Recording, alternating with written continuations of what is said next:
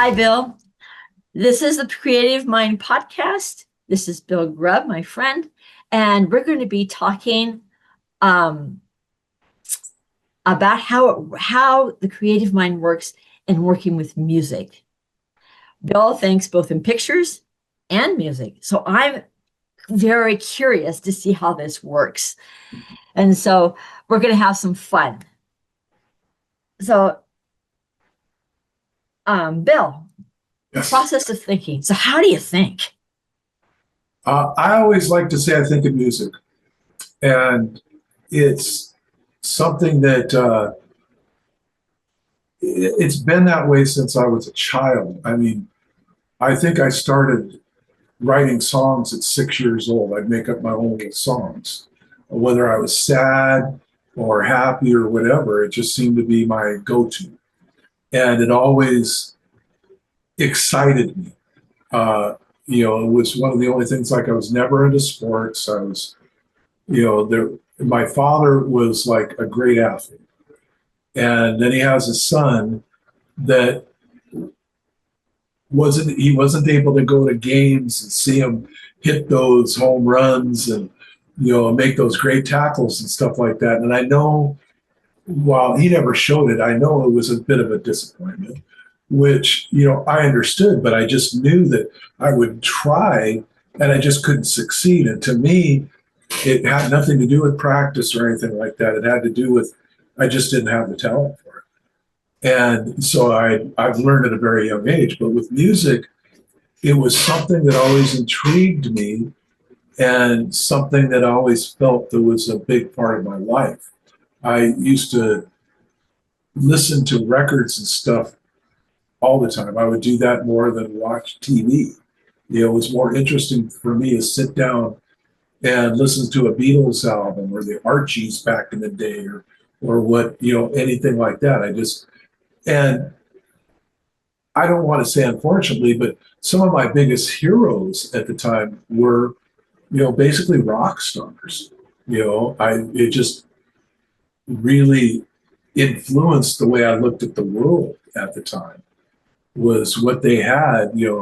I've told you this before, but one of my earliest memories of knowing that that was what I wanted to do with my life was watching the Ed Sullivan Show and seeing the Beatles in 1964 when I was 5 years old. And my dad having a conniption and jumping up and changing the channel, and the three kids just crying because we couldn't watch this fantastic group that we saw on TV that just, was to us like everything at that point. But that was really what started to influence my life, was, in that way. And even to this day, I still, when things are going through my head, what will organize it is music. Will always calm me down and always put me to the point to where I can rationally think about an issue or a problem, or because how a lot of us are, is like, if I can't sleep at night, it's usually because I've got something that's, keeps rolling around in my head that I'm trying to process. And sometimes the best way for me to get it to calm is to just start thinking of a song. And then I'm able to calm myself. And usually the answer to whatever was, I don't want to say worrying me, but what was going through my head usually will come, like the next morning when I wake up, and be there already. So it's just kind of an interesting situation. Yes.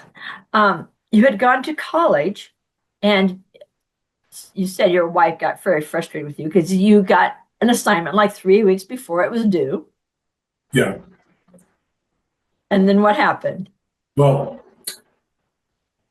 I'll go back to, my early schooling. I was one of those kids that I was bright, but I had issues in school. I was either bored very easily, or I just, couldn't understand where the teacher was going, because the teacher would start talking, it would be like Charlie Brown, that whap, whap, whap, whap, in the back of my head, because half the times it seemed like the teacher wasn't even really that interested in what they were teaching either. So it would just become a bunch of white noise to me, and I wouldn't retain anything. And I felt that all of my, like school years and into most of my adult life, that college wasn't for me. But I became disabled in the 90s. And by the year 2000, to be able to go back to the workforce, I had to go through college and get a degree so I could, get some kind of a decent job. And I was worried because I didn't think I could do it. I was told all my life, you'll never be able to, make it in college. So I got encouraged by a social worker at the time trying to help me to get a career going again. And she says, why don't you go to college? And I'm going, I can't. She said, give it a try. She said, we'll pay for the first quarter. We'll pay for your books. And so I was living up in Kettle Falls at the time, and I went to Colville to Spokane. Well, no, it was the other Spokane college that I took a semester with, and I did great. I ended up, all my classes, I ended up getting a 3-point average. And I found that I would have issues doing things like doing my courses, and I would try to do the projects that would come up, and nothing would come to me. I couldn't get anywhere with it.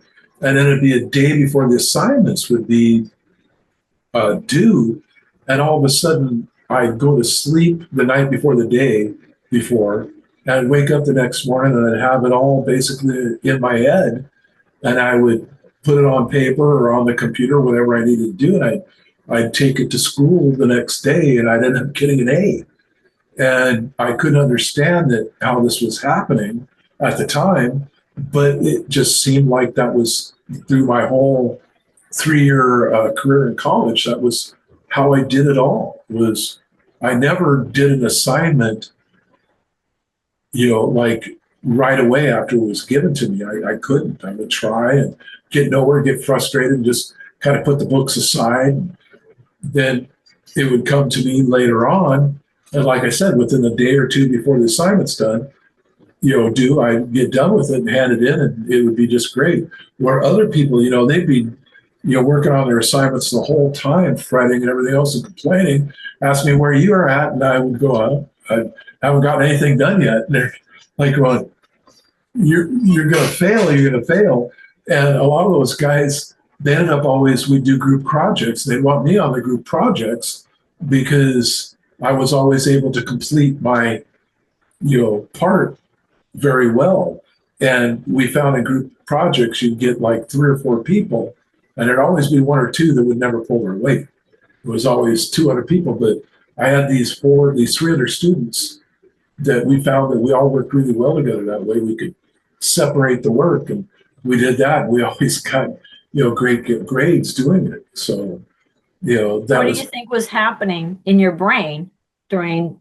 Well, and we kind of talked about this. It just like you had said, I guess the knowledge was there because I would research it and everything else. But at first I couldn't do anything with what I was researching. I mean, it was there, but it just wouldn't come out in the correct words for me, what I'd want to do. And then it would be like, it would all become crystal clear, right before it was due.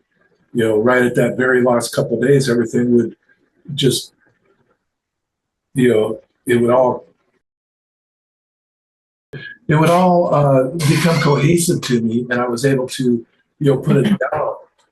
And it just seemed like, and it's even to this day, I work the best that way. And I'm one of those type of people that also, and I think it might be a slight ADD type situation, is that once I start doing something and I get really engrossed into it, when someone tries to take me out of it, I get very irritable and I get very snappy. And it takes me a minute or two to kind of regain my composure, go, oh, okay, now it's time to stop. Now time to shift gears and go into something else. And my son, James, is like 10 times that way than I was. And that was his big problem in school was he would get engrossed into something and the teacher would try to take him away to go to do another project and he would throw a fit. I mean, literally throw a fit where I never got that bad, but I would be very grouchy and, you know, let it know that I was not prepared to move on at that moment. Fortunately, my family understands that about me now, so they're a little bit more delicate with me when it comes to that point. Yeah. Understanding ourselves is huge, isn't it? Makes it easier for everyone. Well, and the Yeah. thing is that even though you understand yourself, that doesn't mean that you can necessarily circumvent that situation. Mhm. It's still a part of you. And what I found, it's easy because I realized at that point that's what I'm doing. I'm able to stop and then apologize if I'm being brash to someone. I can say, look, I'm sorry. I didn't mean to come across that way. It's just I get flustered, and that's at that moment that's my instant response. And I hope I didn't bulldoze over you with it, but and most people when you tell them that, then they're like they get it. Yeah. They realize, oh, okay, he's not meaning to be mean to be mean. It's just that was where he was at that moment. Yeah. Yeah. We've talked about over and over again how this, yeah, you taking things into your mind and then letting it stews in that back of your brain. It just stews until the pieces connect. The Yep. pieces connect. And sometimes that's a long time, sometimes it's a short time, depending on what it is. But you need that break for it to come together. Right. Yeah. Right. And especially like for me to, if I'm talking to someone and we're going over a subject, for me just to speak on a subject is no problem. I've never had an issue with that.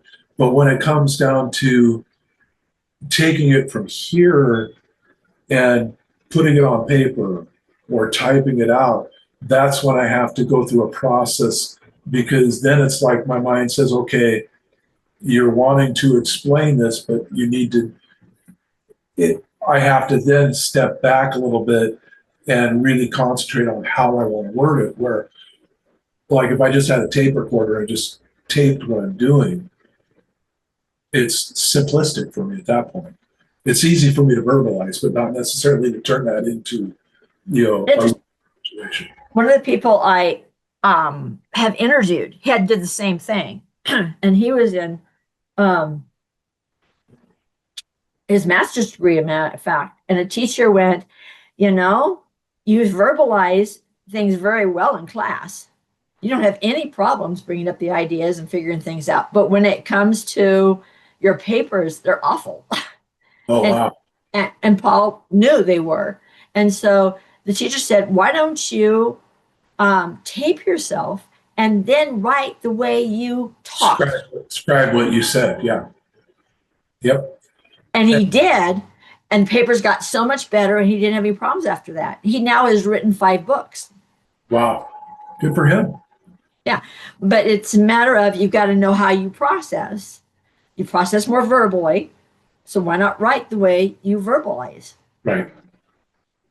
It's such a simple thought, but our brains don't always make those connections, particularly when they're low sequential.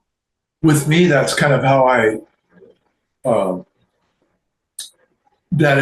I approach grammar. When I'm writing something and if I'm thinking, does it need a comma? I think in my head, okay, if I'm speaking this, do I verbally put a comma there? And if I verbally put a comma there, and I know I would, then that's where I'll put a comma and things like that. And it's helped me a lot because as a kid, I never understood that at all. Grammar just was like, are you kidding me? Yeah, yeah. And I Yeah, you still have all those rules that I never remember right, right. correctly. Not only But not, not that I don't understand the rule. mhm. It's like that's the other thing is not, you get told the rule over and over again. You might even be able to recite the rule, but that doesn't mean you understand the rule. And I think that's what you were talking about with Matthias. He can verbalize something, but it doesn't mean that he fully understands what he Right. was. Well, the interesting part is he got good at grammar. Right. which is fascinating to me. But he did, but when he first was writing it the first time, it showed he was not sequential. Yep. But then he found ways to work with it, like if he's writing a paper, if he can put a picture beside each paragraph, then the paragraph would just have that topic. Right. Okay. Instead of mixing the topics together. And then when he did the grammar, I think he figured out to do what, like you do. What does it sound like? Yeah. Does this need pauses or not? How would I verbalize this? How would I say it? Right. I had a friend, a very close friend of mine that I grew up with, that had learning disabilities, and especially in math. And someone had figured it out, and they showed him, like, he couldn't figure out fractions, and they equated it to change. He said, so if you're looking, or percentages actually, what's the big one with that? He said, well, if you're looking for 10%, what's 10% of a dollar? It's 10 cents. What's 25% of a dollar? That's a quarter. And he went through that, and it just clicked with him. Then he understood percentages. Things like that. He used a different way of understanding that process, and it worked well for him that way. Yeah, exactly. Every single person thinks differently. Yeah. There isn't two people that think exactly the same, which is why teachers struggle because everyone in their classroom every year is unique within themselves. It's just that how do you make that work? And the education community right now is really working to make it more inclusive in a classroom. But some teachers are not going to be able to do 3 projects at the same, or 3 or 4 projects at the same time. They can't do that. Other teachers, that makes sense to them, and they can make that work. So it's going to be interesting where the education community goes. But at the same time, we still have this. How do you work with, and as parents, how do we help our child? And again, the best way to do is like we're talking, being aware of these different ways of thinking and helping them figure themselves out. Well, and the greatest gift we can give a child is helping them understand themselves. Yep. My best friend, Boyd, his wife was a school teacher, and is a school teacher, and we were talking about it one day. And sometimes school teachers, especially in today's world, they get demonized, about their wonderful or that. But every teacher that I've ever met, even though I might disagree with some of the things of how they teach, they all want to have the children succeed. They're not doing it and thinking, well, I don't care if this kid doesn't learn, or I don't care. They want all the children to learn, but sometimes they just don't have like what you're talking about, the tools to help some of them learn because there's none out there, Or they themselves don't think that way. So how do they? Yeah, that's hard. It's very hard because it doesn't make sense to them. So how do you do it? Sequential people have a hard time figuring out when a question is sequential and when it's not. Right. So you end up with things like, what are the most important things on this list? Well, a sequential person immediately goes to the top 2, of course. And Matthias and people like him go, well, they're on the list. All of them are important. Right. But not only that, is what's important to me. Yeah. What's the, and that's what he would put, but then it would be wrong on a test. See? Right. So it's a totally different way of thinking. And they don't realize when they just went sequential on them. Right. Because it makes sense to them. Right. Now, you had problems in school. You didn't fit. Some things made sense, some things didn't. A lot of words came at you. The thing with me was when I think it was either 2nd or 3rd grade. It's kind of hard to remember back that far now, but I was having difficulty reading, and it wasn't that I wasn't understanding the words. It was with me, the A's, the Th's, all the small words got in the way, and so it put me through speed reading. And it was before, it was like Evelyn Wood was just really coming out. And they put me and about four other kids in the same class and taught us to speed read. And after that, it was like, and this is where the pictures would come in. Is when I would read, I would ignore all the very small words that really didn't really matter in the whole scheme of things, and I would just skim through it, and it would be like I'd be almost like watching a movie in my head, and that's why I loved reading fantasy books, was because when I'd read a fantasy novel, I'd see the characters. I'd see all of them. If they describe them, I could sit there and draw a picture of them and everything else, and the landscape of the area and stuff like that. All that stuff, and that's why I would read a novel in sometimes 6 hours, so 700-800 page, and I can tell you everything that happened. And I my vocabulary really started going through the roof. And this didn't happen to me until I was like about 22, when I really took off. Like before that, I think I read The Hobbit, was the only book that I ever honestly read. And in high school, there was like 10 of us in creative reading or whatever it was, that we all picked one book. And so we cheated, and we would copy the other guy's book reports for the other books. We didn't have to read all the books, which, don't do that at home, children. It's not right. But that's what we did. And I think I read The Illustrated Man or something like that. That was the book that I had to read, and didn't understand a bit of it. I remember even as a kid, I just kind of wrote what I thought it said. But by the time I was 22, I started picking up fantasy novels and reading them, and just became voracious. At one point, I had a bookshelf that probably had 300 books in it, and I used to keep them like they were prizes. Every book I read, I kept. I would not get rid of them, and they'd be in the bookshelf, and I could say, and not only that, I love to read books multiple times, and I don't know why. Like a lot of people, we've already read that. To me, it's like I learn something new every time I read it. Mhm. Every time I read it, something else comes out, and it's the same thing with the Word. When I read God's Word, always something new pops out from it that I And never. it's so visual. Yeah, The Word of God is so visual, and it's amazing. He understands how we think. He really does. yeah. And Yeah. to think that But how many authors? 52, yeah, and they all wrote the 66 same. books. I've forgotten. Okay, but yeah, a lot of authors, a lot of things, but like I said, it's from God's mind. Right. And Israeli people overall are both visual and very audio. They're both. And they have sequential piece to them. They're scientists and mathematicians and Oh yeah. financial people. So they have all three. Um, but it is very, very visual. But however, what I have found over and over again is the legalese stuff on buying a house, buying a car, by doing paperwork for Social Security, whatever it is. That's where brains shut down that are visual often.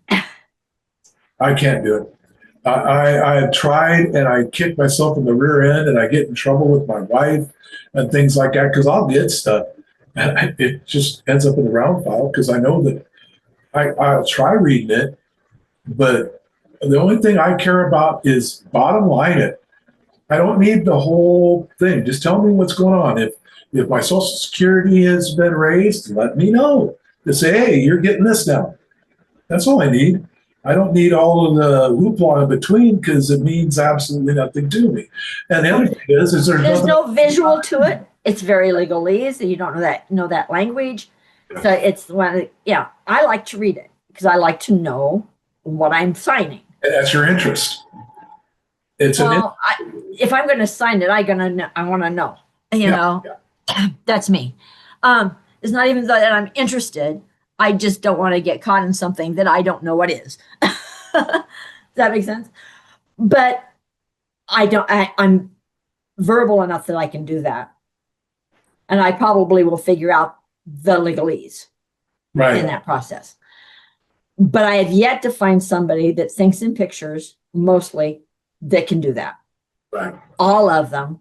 That paperwork is just, it doesn't make sense. Why read it? It's not so much that it doesn't make sense. I can make sense out of it. It just comes down to my mind says you don't care because you can't do anything about it no matter what anyway. It really is kind of like it comes to the point of it's information my brain doesn't need stored in it because it needs that storage for other things. Like I can sit down and go through a recipe, on how to cook something, and will absorb it all, because it's something my brain is interested in. It wants to know why, if I add nutmeg to this, what's it doing? What does that do? And that's where my interest lies. And it seems to me sometimes with us visual people, a lot of it does come down to interest. Are you interested in it? Because if you're not, you really get frustrated on having to take the time to learn something that you don't really want to know, and then it becomes frustrated. It becomes a chore, and I don't mean a chore in a good way. There's good chores, Yeah. but it's that kind of chore that, I don't want to do this. It's weird because I sometimes think I'm half and half. Like I do have some sequential parts of me, but there's a lot of other parts that aren't. It's really kind of strange because I did tech support, working with cell phones and stuff like that. I had to do a lot of, research on how to do that too. And I was able to retain it. And that was through reading. But the thing that was funny was what we were doing was almost like what you're talking about when we would create knowledge bases for the phones so that people could look it up and figure out how to fix their phone if something was wrong. And a lot of it was illustration. You go to here, you do this, you do that. But we didn't have that. We had to either read the manual or we had to just pick up the phone and fumble through it till we figured it out. But so there's it seems like I've got part of each. It's weird. I'm amazed how many people, particularly as adults, gain a piece of sequential. Sometimes it's in childhood, like Janaea did. She does have a sequential piece to her, but some of them wait until their 20s, somewhere in their 20s, and it hits in. But the sequential piece you have to know how to use, and they have to be interested in it. It's not necessary for most of their thinking. Does that make sense? Yeah, it's kind of like that's what I feel too, is that there are things that my brain just says, nope, don't care. And exactly. It's almost like an involuntary act. It's like, I'm not going to touch that burner. It's hot, forget it, and that's kind of the same way. It's like, let's say I get an insurance thing and I'm reading it and there's a lot of gobbledygook. And it's like, okay, yes, but I'll learn more on that. I said with experience, like if you come to that point to why is this happening? As we've went through a few things, like, the years that I went through the disability stuff and trying to get that figured out, and, the discouragement, and then the just learning what was reality and what everybody was saying, and lawyers are good about telling you about reality, because everybody else, they all have their opinion, which that's what it is. A lot of people will tell you things, but it's not true. They think it's true, but when you look at the law, it's not true. And the only people that know that, are either someone who's just brilliant that loves to do like what you're saying, that'll go through it, that'll learn it, or lawyers, people that are trained on it, But it was the same thing. There was no way that I think that I could have ever sat down and gone through the law books and figured any of that stuff out on my own, you know. And it's, to me, like music, art, and all that, it's just more simple to me. It's easier for me to understand. As an example, I was in an art class in college. I took another semester or two when I was down in Tri-Cities working at the news station. And we were going through, our assignment was to look at these abstract sculptures and paintings and then say what we saw. And I was able to do it like that. Like there was one where these boxes that were put together in a certain order. Well, I saw a hound dog. And that was exactly what I saw right away. I looked at it, and everybody in the class was all confused. Like, and then, well, what did you guys see? I raised my hand, and the teacher said, well, what do you see? I said, it's a hound dog. And she says, exactly. And I was like shocked because I'm going, why am I seeing this when the other people in my class aren't? It's obvious that that's what this is. And when I took my IQ test on things that were mechanical structures, blueprints, and stuff like that, when I went through blueprint reading class at Boeing, within the first couple of days, I completely understood how to read a blueprint, and I was able to see it. And the teacher said, the people that excel are the ones that can see it in 3D. That when they look at it, they see it. I could see it in 3D. I was able to look at it and go, okay, I see how this is going. This beam's coming this way. This part's on this side of the beam. And there was people in there that had read blueprints for years that couldn't do it. And it was just the way my mind processed it. It didn't mean I was smarter than that. It just meant that was what I was able to see. So those visual things, I scored way high on the IQ test. Like they'd have parts where they'd take a box and it would be folded like origami, where it's open. Like if you look at this the way it looks, what does this fold into? And I could every time within a couple seconds say, well, this is what it looks like. This is what it is. This is what it is. And I wouldn't get any of them wrong. But then we get to algebra, forget it. I look at that and go, okay, I don't understand the parentheses things and why this is this, and how can two negatives make a positive? It makes absolutely no sense to me. They're negative. We're going to have to pull ourselves together. We've talked over a half an hour, and this is so much fun. And we're going to come back and do more. So thank you, everybody. Thank you, audience. I hope this is really helpful for you as we continue to explore what does it mean to have a creative mind. God bless.